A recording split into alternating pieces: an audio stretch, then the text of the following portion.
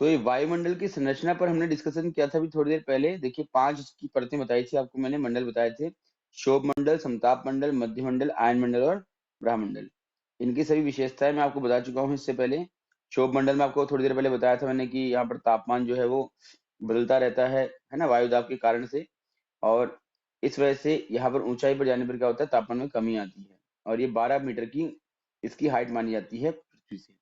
पृथ्वी में आंधी, तूफान, कोहरा, बादल, ओलावृष्टि, ये सारी मौसमी घटनाएं जो होती हैं इसी मंडल पर होती हैं। सप्ताह मंडल में आपको बताया था क्योंकि यहाँ पर तापमान समान रहता है, कोई मौसमी घटना नहीं होती, इसलिए इसको हम समताप मंडल कहते हैं। इसकी ऊंचाई पृथ्वी से 50 किलोमीटर है। और वैसे अगर देखा जाए तो 12 से 50 किलोमीटर के बीच का ये क्षेत्र है। यहाँ पर कोई मौसमी घटना ना होने के कारण से वायुयान उड़ाने के लिए ये एक आदर्श स्थिति मानी जाती है इसको। ठीक है, ये प्रश्न पूछा जाता है कि वायुमंडल कि किस मंडल में वायुयान उड़ाए जाते हैं या वायुयान के लिए अच्छा माना जाता है, तो वो समताप मंडल है। ओजोन परत इसी के अंतर्गत आती है। ओजोन परत क्या करती है, पराबैंगनी किरणों को अवशोषित कर लेती है। अब आपने ये बताना है कि ओजोन परत का जो क्षय हो रहा है, यानी कि उसमें जो छेद हो रहा है, वो ग्लोबल वार्मिंग के कारण से हो रहा है। ये हम कई बार सुनते रहते हैं, लेकिन प्रमुख तत्व क्या है जिसकी वजह से वो हो रहा है, ये बताना है आपने। कौन सी गैस है ऐसी। ठीक है, मध्य मंडल में आपको बताया था मैंने, इसकी ऊंचाई जो है 50 से 80 किलोमीटर तक होती है ना। और इसके बाद आपका है थर्मोस्फियर, तापमंडल, इसको हम दो भाग में बांटते हैं, दैट इज आयन मंडल और बहामंडल। आयन मंडल में बहुत सारे आयन होते हैं, इसलिए इसको आयन मंडल कहा जाता है। यहाँ से रेडियो एक्टिव जो तरंगे होती हैं वो पृथ्वी की ओर परावर्तित होती हैं। इसकी ऊंचाई 80 से 600 किलोमीटर होती है। और ऐसे ही फिर अंतिम है आपका ब्रह्मांडल, जहां पर हम पृथ्वी के जितने भी उपग्रह वगैरह होते हैं उनको प्रक्षेपित करते हैं। ठीक है ना। तो उपग्रह कहाँ प्रक्षेपित होते हैं आपको याद रखना है, ब्रह्मांडल में होते हैं। ओके, चलिए। विश्व की प्रमुख नदियां, अब ये हमारा मेन टॉपिक है आज का। सबसे पहली नदी को, अब नदियां हैं, बहुत सारी नदियां हैं, लेकिन जो मुख्य नदियां हैं वो मैंने यहाँ पर आपके लिए रखी हुई हैं। इनको आप देख लीजिएगा, विशेष बातें इनकी हैं। ठीक, और ज्यादा मैं इस पर डिस्कशन नहीं करूंगा, आप उससे सुनिएगा। और अभी थोड़ी देर बाद फिर इसका मैप दिखा करके आपको ये लोकेशन इनकी दिखा दी जाएंगी। नील नदी कहाँ पर है, देखिए। यह विश्व की सबसे लंबी नदी है और लगभग 6,650 किलोमीटर इसकी लंबाई मानी जाती है। ये खांडा, Burundi, DR Congo, Kenya, Ethiopia, Sudan, Uganda और मिस्र, ये इतने सारे देशों में होकर के गुजरती है। ठीक है, फिर आपका है मिस्र को नील नदी का वरदान कहा जाता है। छोटी छोटी क्लासेस में आपने खूब पढ़ा होता है ये। ठीक, और ये नोट करना है आपने कि ये जो नदी है ये लगभग 11 देशों से होकर के गुजरती है। इसका उद्गम स्थान कहाँ है, तो ध्यान दें, मध्य पूर्व अफ्रीका। ये इंपॉर्टेंट है आप लोगों के लिए, याद रखिएगा इसको आप। ठीक, क्या, विक्टोरिया झील। मध्य पूर्व अफ्रीका की विक्टोरिया झील से ये आपकी स्टार्ट होती है। और कुछ भूवैज्ञानिक कीवू झील के निकट म्यूंगवे वनों को इसका उद्गम मानते हैं, लेकिन आपने विक्टोरिया झील याद रखना है। ठीक है, इसके बाद ये तो निकलती है श्वेत नील। विक्टोरिया झील से निकलती है श्वेत नील के नाम से। इसकी मुख्य सहायक नदी जो है नीली नदी, जो कहाँ से निकलती है, इथोपिया। इथोपिया को हॉर्न ऑफ अफ्रीका भी कहा जाता है। हॉर्न मतलब सींग होता है। अफ्रीका की सींग किसे कहा जाता है, तो इथोपिया को कहा जाता है। ठीक है, याद रखना है ये।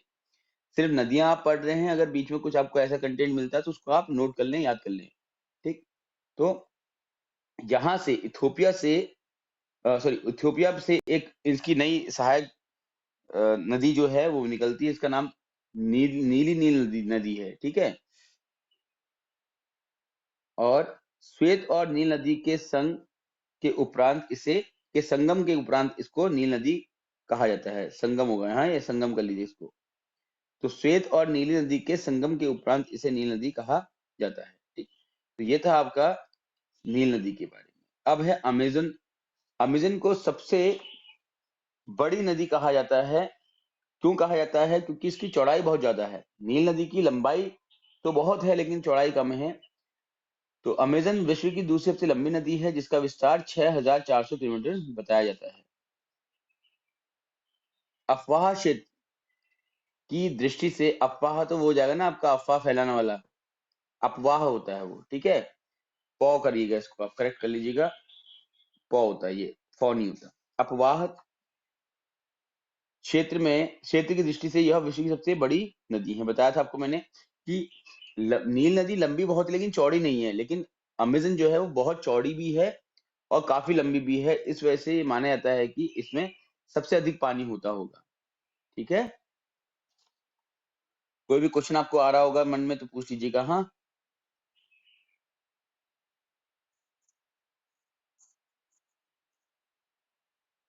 अमेजन, अमेजन, अरे गंगा कहाँ से हो जाएगी, अमेजन है, अमेजन। गंगा से बड़ी तो ब्रह्मपुत्र ही है, ठीक है। हाँ, तो अमेजन सबसे बड़ी नदी है, ठीक है, ये याद रखना आपने। विश्व की सबसे बड़ी नदी जो है अमेजन है, सबसे लंबी नदी कहेगा तो नील। सबसे बड़ी नदी अमेजन, सबसे लंबी तो नील, याद रहेगा। हाँ, इसका उद्गम स्थान कहाँ है, एंडीज पर्वत में। देखिएगा इसका उद्गम स्थान कहाँ है, एंडीज पर्वत में, जो कि पेरू में पड़ता है। अभी पर्वत पढ़ाए थे ना आप लोगों को मैंने, रॉकी, एंडीज और एंडीज का बताया था कि सबसे बड़ी जो पर्वत श्रेणी है वो कौन सी है, एंडीज है। कितनी है इसकी लंबाई बताओ, 7,200 अराउंड थी, कुछ याद है या भूल गए, बताइए। चलिए, इसके आगे है यांग टीसी कियांग, नाम सुना ही होता आपने, 6300 किलोमीटर लंबी नदी है, चीन की नदी ये है। यह विश्व की तीसरी सबसे बड़ी नदी है और एशिया की अगर बात करेंगे तो एशिया की सबसे लंबी नदी में ये आती है। यह प्रशांत महासागर पर गिरती है और इसका उद्गम कहाँ से है, तो उद्गम याद रखिएगा सिकोम की पहाड़ी से, ठीक है। अभी आपको मैंने 3 नदियों के उद्गम बताए हैं। फटाफट जल्दी जल्दी आप लोग बताइए क्या क्या नाम है इनके, लिखिए चैट बॉक्स में, फटाफट जल्दी लिखिए। नेक्स्ट है देखिए, मिसिसिपी, मिसोरी, जेफरन। तो सिर्फ मिसिसिपी नाम से याद रखिए इसको आप, ये उत्तरी अमेरिका में है और इसकी लंबाई 6,275 किलोमीटर है। इसका स्रोत यानी कि इसका उद्गम स्थान जो है वो क्या है, झील इटास्का हिमानी। हिमानी मतलब ग्लेशियर होता है आपका, क्या है, झील इटास्का। मोहाना मैक्सिको की खाड़ी में ये गिरती है। मोहाना मतलब मुहाना होता है ये, हाँ। स्रोत मतलब जहां से निकलती है, मुहाना मतलब जहां पर ये मिलती है। कहाँ मिलती है, मैक्सिको की खाड़ी, याद रखना है, भूलना नहीं है। इसकी प्रमुख सहायक नदियों में रेड रिवर, पोहायो, आक्रांसा आदि हैं। ये इतनी इंपॉर्टेंट आपके लिए नहीं होती है, ठीक। नेक्स्ट हम आते हैं विश्व की नदी के संबंध में प्रमुख तथ्य। अब 4 हमने बड़ी बड़ी नदियां पढ़ ली हैं, अब वो नदियों से संबंधित कुछ तथ्य हैं उनको हम जान लेते हैं। क्या क्या है देखिए, पहला है आपका, सिंधु व उसकी सहायक नदियों से निर्मित अन्य अनगिनत नहरों के कारण पाकिस्तान को नहरों का देश कहा जाता है। तो नहरों का देश किसे कहते हैं हम, पाकिस्तान को कहते हैं, याद रखना है आप। इरावती नदी को म्यांमार की जीवन धारा कहा जाता है। तो म्यांमार की जीवन धारा किसे कहते हैं, इरावती नदी को कहते हैं, ओके। पीली मुलायम मिट्टी के कारण वांग्यो नदी जो चीन में है को पीली नदी कहा जाता है। तो नील नदी तो कहाँ है आपकी, बताओ, अफ्रीका के क्षेत्र में है, लेकिन पीली नदी कहाँ है, बताओ, तो चीन में है, ठीक है। वांगो नदी को पीली नदी कहते हैं, इंपॉर्टेंट है, मार्क कर लीजिएगा इसको आप। यूरोप की सबसे लंबी नदी कौन सी है, वोल्गा है। और कहाँ से निकलती है, वल्दाई की पहाड़ियों से निकल करके कैस्पियन सागर में मिलती है। बस इतना इंपॉर्टेंट है आपके लिए कि ये सबसे लंबी नदी कौन सी है यूरोप की, तो वोल्गा। राइन नदी यूरोप का सबसे व्यस्त जलमार्ग है, मतलब कि यहाँ पर व्यापार वगैरह बहुत ज्यादा होता है, नाव वगैरह, जहाज वगैरह बहुत ज्यादा चलते होंगे, इसलिए इसको यूरोप का सबसे व्यस्त जलमार्ग कहा गया है। अच्छा, किसे इटली की गंगा कहा जाता है, किसे इटली की गंगा कहा जाता है, तो पो नदी को। पो नदी को इटली की गंगा कहा जाता है। तो गंगा दो ही जगह है, एक तो मोदी के भारत में और एक सोनिया गांधी के इटली में, ठीक है। मैं सिर्फ याद करने के लिए बोल रहा हूँ, ऐसा कहीं पता लगा कि कंप्लेन कर दिया आप लोग मेरी, ठीक है। सिर्फ ये याद करने के लिए तरीका आपका ये, ठीक। गंगा कहाँ है, एक तो भारत में और दूसरा इटली में। तो इटली को आप राहुल गांधी जी और सोनिया गांधी जी से याद कर सकते हो। मर्रे तथा डार्लिंग नदियां, ये कहाँ है, ऑस्ट्रेलिया महाद्वीप की प्रमुख नदियां हैं ये इतना इंपॉर्टेंट नहीं है आपके लिए। देखो, पो नदी इसलिए इंपॉर्टेंट है क्योंकि ये इटली की गंगा इसको कहा जाता है। राय नदी इसलिए इंपॉर्टेंट है क्योंकि यूरोप का सबसे व्यस्त जलमार्ग है ये। वोल्गा इसलिए इंपॉर्टेंट है क्योंकि यूरोप की सबसे लंबी नदी है। ठीक। फिर है कांगो। कांगो नदी तो आपको नाम पता ही है कि अफ्रीका में है, कोई नई बात है नहीं ये। और ये इसलिए इंपॉर्टेंट है क्योंकि ये विश्व रेखा को 2 बार विभाजित करती है। कांगो एक ऐसी नदी है जो कि विश्व रेखा को 2 बार विभाजित करती है। ये प्रश्न आपसे पूछा सकता है एग्जाम में, इसलिए इसको आप विशेषकर ध्यान दीजिएगा। लिम्पोपो मकर रेखा को 2 बार काटती है, ये भी इंपॉर्टेंट हो जाएगा आपके लिए। मकर रेखा को कौन 2 बार काटता है? तो लिम्पोपो। ठीक है। रोम।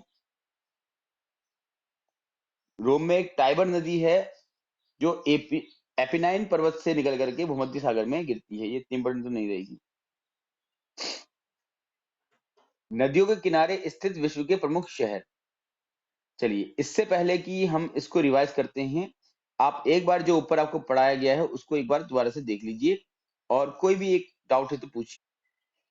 तो ठीक है, फिर अभी आप लोगों को मैं मैप के थ्रू भी दिखा दिया हूँ कि कौन सी नदी कहाँ पर है और कहाँ से उसका मुहाना होता है, कहाँ पर खत्म होती है। इसको आप लोग को बोल दिया जैसे कि वर्ल्ड मैप लेकर के आप अपने घर पे आराम से मार्क कीजिएगा। अब आते हैं हम नदियों के किनारे स्थित विश्व के प्रमुख शहरों पर। कौन कौन से शहर नदियों के किनारे बसे हैं देखिए। आप लोग सिर्फ देखिए, मैं बोलूंगा नहीं इनको, है ना। पाकिस्तान का लाहौर जो है रावी नदी किनारे है। सबसे पहले न्यूयॉर्क कहाँ है? हडसन नदी के किनारे है। लाहौर रावी के किनारे है। काहिरा नील के किनारे। खार्तूम खार्तूम पर्थ पर्थ याद रखना है आपने। जो इंपॉर्टेंट शहर है उनके नाम याद रखिए आप, है ना। इंपॉर्टेंट शहर और इंपॉर्टेंट नदियां, ये तो इंपॉर्टेंट है। जो इंपॉर्टेंट नदी है, फेमस नदी है, उसके किनारे कौन कौन से शहर है ये भी आपको पता होना चाहिए। और जो इंपॉर्टेंट शहर है वो किस नदी के किनारे ये भी आपको पता होना चाहिए। कराची किसके किनारे है? सिंधु के किनारे है। ठीक है, ये आप लोग देख लीजिएगा। तो ये हमारा डॉक्यूमेंट ओवर होता है आज का। ठीक। चलिए, तो देख लीजिए फिर आज की क्लास में हमने क्या क्या पढ़ा है। सबसे पहले आपको मैंने एक हल्का सा रिवीजन करवाया किसका, जो आपने लेयर्स पढ़ी थी। ठीक है, ओजोन वैसे ओजोन मंडल जो बोल रहा हूँ तुमको, वायुमंडल की लेयर जो पढ़ी हैं वो बताइए आप लोगों को, उसको देख लीजिएगा। फिर नदियां डिस्कस की हमने, और नदियों के किनारे कुछ शहर हैं वो डिस्कस कर लिए हैं। इसको मैं यही ओवर कर रहा हूँ। ओके।